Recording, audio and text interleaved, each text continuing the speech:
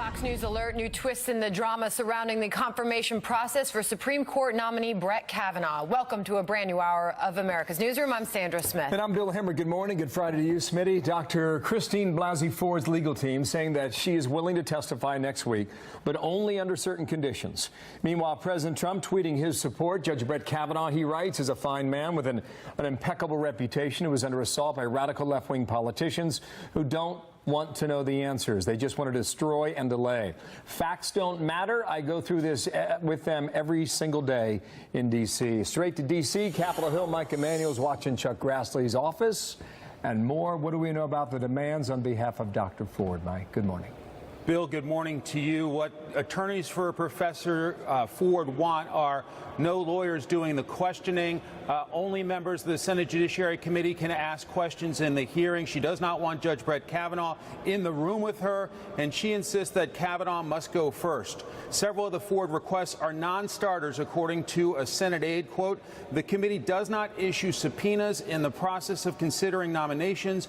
Other alleged witnesses have made clear they have no intention of testifying. It only makes sense for the accused to follow and respond to the charges. Judge Kavanaugh would obviously follow Dr. Ford. Judge Brett Kavanaugh has been eager to testify publicly to deny the allegations from 36 years ago against him.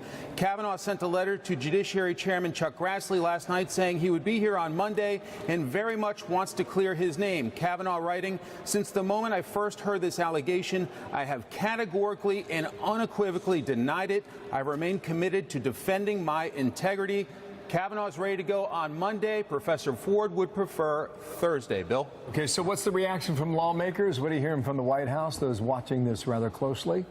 Well, President Trump has been active on Twitter, writing, I have no doubt that if the attack on Dr. Ford was as bad as she says, charges would have been immediately filed with local law enforcement authorities by either her or her loving parents. I ask that she bring those filings forward so that we can learn date, time, and place. Meanwhile, Senate Democrats are rallying behind her and trying to turn up the pressure. Judge Kavanaugh has not asked to have the FBI review these claims. Is that the reaction of an innocent person? It is not. The chairman of the House Oversight Committee sounded shocked by those attacks. When I walked into the studio tonight, there was a presumption of innocence, and you did not have to prove your innocence. So I'm a little surprised at what the senator from New York said.